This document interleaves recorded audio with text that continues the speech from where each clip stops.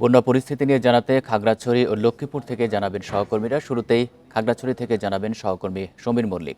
সমীর, খাগড়াছড়ির পরিস্থিতি জানাবেন।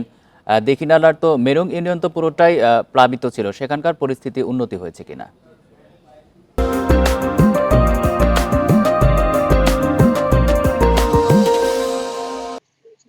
খাগড়াছড়ি মেরুং, এটি খাগড়াছড়ি দীঘিনালা উপজেলার। আমরা কিছুক্ষণ আগে সেখানকার একজন জনপ্রতিনিধির সাথে কথা বলেছি। গতকালকে আমরা এলাকাটিতে গিয়েছিলাম, তখন আমরা প্রায় আহ, প্রায় 6 থেকে 7 ফিট পানির নিচে দেখেছি মেরুঙের বেশ কিছু এলাকায় ঠিক একই রকম অবস্থা। গতকাল রাত থেকে কিছুটা পানিটা কমেছে, অর্থাৎ 3 থেকে 4 ফিটের মতো পানি কমেছে। তারপর এখনো মেরুঙের যে নিচু এলাকা সেগুলো কিন্তু এখনো প্লাবিত রয়েছে, এবং বিশেষ করে দুর্গম যে প্রত্যন্ত এলাকাগুলো রয়েছে মেরুঙের, সেখানে আমরা যে অবস্থাটা দেখেছি মূলত আসলে সেই দুর্গম এলাকাগুলোতে এখনো পর্যন্ত প্রচুর ঘরবাড়ি, শিক্ষা প্রতিষ্ঠান, স্কুল সেখানে একদম ডুবে রয়েছে। আমরা দেখেছি গতকাল লংগদু সীমান্ত, অর্থাৎ দীঘিনালা লংগদু সীমান্তে মেরুঙের যে এলাকাটি রয়েছে সেখানে একটি প্রাথমিক বিদ্যালয়, সদকছড়া সরকারি প্রাথমিক বিদ্যালয়, সেটা এখনো প্রায় 6 থেকে 7 ফিট পানির নিচে রয়েছে। আমরা সকালে খবর নিয়েছি, সেখানে এখনো প্রায় 5 ফিটের মতো পানি রয়েছে। অর্থাৎ বলা যায় যে মেরুঙের যে নিচু এলাকাগুলো সেগুলো কিন্তু এখনো পর্যন্ত পানিবন্দী রয়েছে, এবং মেরুঙে বেশ কিছু গ্রাম, অন্তত এখনো 20টির বেশি গ্রাম পানিবন্দী অবস্থায় রয়েছে। অন্যান্য যে জায়গাগুলো রয়েছে সেখানে কিন্তু বন্যা পরিস্থিতির উন্নতি হয়েছে, এবং এখানে বন্যার যে ক্ষতিগুলো এটা ধীরে ধীরে আসলে স্পষ্ট হতে শুরু করেছে। বিশেষ করে গ্রামীণ যে সড়কগুলো রয়েছে, কার্পেটিং সড়ক, সেখানে কিন্তু অনেক সড়কের আমরা অস্তিত্ব খুঁজে পাচ্ছি না।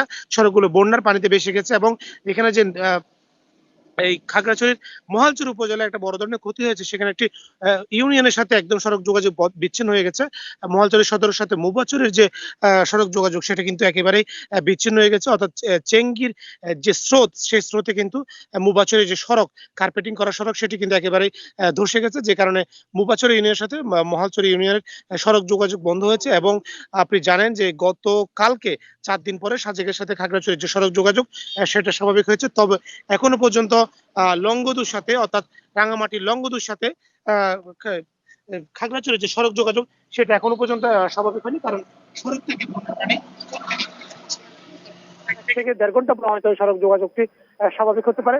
কিন্তু আমরা যে এলাকাগুলোতে ঘুরেছি সেখানে প্রতিটা মানুষের যে অভিযোগটা হচ্ছে, আসলে তাদের এখনো পর্যন্ত পর্যাপ্ত খাবার নেই, ত্রাণ নেই, এবং একই সাথে সে সমস্ত দুর্গ এলাকাগুলোতে সুপেয় পানির সংকট। এবং আপনি জানেন এই যে গত 4 দিন ধরে এই এলাকাটি কিন্তু বন্যা পানির নিচে রয়েছে, যে কারণে এখানে যে ধানের জমি নতুন করে যে ধানের চারা রোপণ করেছে সেগুলো সবচেয়ে বেশি ক্ষতিগ্রস্ত হচ্ছে। সবগুলো চারা কিন্তু আমরা দেখেছি বিভিন্ন সরজমিন ঘুরে, সমস্ত চারাগুলো কিন্তু মারা গেছে। একই সাথে এখানে যে সবজির ক্ষেত রয়েছে সেগুলো 4 দিন ধরে পানিতে ডুবে থাকে, সবজির ক্ষেত কিন্তু একেবারে। সমীর, আপনি থাকবেন আমাদের সাথে। এবার লক্ষ্মীপুর থেকে যুক্ত হচ্ছেন সহকর্মী আব্বাস হোসেন। আব্বাস, লক্ষ্মীপুরের পরিস্থিতি জানাবেন।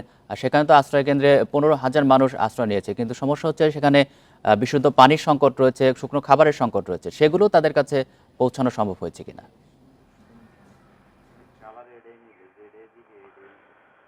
আসলে গতকালকের তুলনায় আজকে কিন্তু আমরা দেখেছি লক্ষ্মীপুরের যে পানি কিন্তু 2 থেকে 3 ফুট পানি কিন্তু বৃদ্ধি পেয়েছে। অর্থাৎ এই পানিগুলা কিন্তু নোয়াখালী এবং এই যে ফেনীর যে ডাকাতিয়া বা রহমতখালী যে নদী, এই নদী দিয়ে কিন্তু প্রবাহিত হওয়ার কারণে মূলত লক্ষ্মীপুরের শহর এবং যে উপজেলাগুলো রয়েছে, পৌরসভাগুলো রয়েছে, সেখানে কিন্তু পানি বৃদ্ধি পাচ্ছে। এর বাইরেও কিন্তু আমরা দেখেছি রামগতি, কমলনগর, সদর এবং যে রায়পুর, রামগঞ্জের যে উপকূলীয় এলাকাগুলো রয়েছে সেখানে কিন্তু আগের যে 40টি এলাকা রয়েছে সেগুলো এখনো প্লাবিত হয়েছে। এর বাইরে এখন পর্যন্ত আমরা যেটি খবর নিচ্ছি 185টি আশ্রয় কেন্দ্র প্রস্তুত রাখা হয়েছে। ইতিমধ্যে 20,000 মানুষ কিন্তু তারা আশ্রয় নিয়েছে, এবং এই যে আশ্রয় নেওয়া মানুষগুলোর পাশে ইতিমধ্যে প্রশাসনের পক্ষ থেকে দাঁড়ানো হয়েছে, শুকনো খাবার দেওয়া হচ্ছে। এর বাইরেও বিভিন্ন রাজনৈতিক দল যেমন বিএনপি, জামাত বা বিভিন্ন স্বেচ্ছাসেবী সংগঠনগুলো কিন্তু তাদের পাশে দাঁড়িয়েছে শুকনো খাবার এবং খাবার রান্না করে তাদের মাঝে বিতরণ করতে আমরা দেখেছি। তবে এখানকার প্রশাসনের পক্ষ থেকে যেটি বলা হয়েছে, এখন পর্যন্ত তারা 576 মেট্রিক টন চাল বরাদ্দ দিয়েছেন, এবং নগদ টাকা আর শুকনো খাবার বিতরণ করা হয়েছে। আরো বরাদ্দ চাওয়া হয়েছে, এই বরাদ্দ পেলে তারা যে তাদের মাঝে বিতরণ করবে। তবে এখন পর্যন্ত লক্ষ্মীপুরে প্রায় 7 লাখ মানুষ পানিবন্দী রয়েছেন। এই পানিবন্দী থাকার কারণে মানুষের যে দুর্ভোগ সেটি বেড়েছে, পাশাপাশি নানা ধরনের রোগ বালাই সৃষ্টি হচ্ছে। তো আমরা যেটি জেলা প্রশাসন সুরাই জানার সাথে কথা বলেছি, তিনি যেটি জানিয়েছেন তিনি বলছেন যে এই দুর্যোগ মোকাবিলার জন্য তারা কিন্তু যে প্রশাসনের পক্ষ থেকে প্রস্তুতি নেওয়া হয়েছে যেন দুর্যোগ মোকাবিলা করা যায়। এর বাইরেও কিন্তু সিভিল সার্জন তাদের যে মেডিকেল টিম সেটিও তারা প্রস্তুত রেখেছেন যেন দুর্যোগে কেউ অসুস্থ হয়ে পড়লে বা কোনো ধরনের যে দুর্যোগ দেখা দিলে তারাও কিন্তু কাজ করতে পারে। পাশাপাশি ফায়ার সার্ভিস রয়েছে।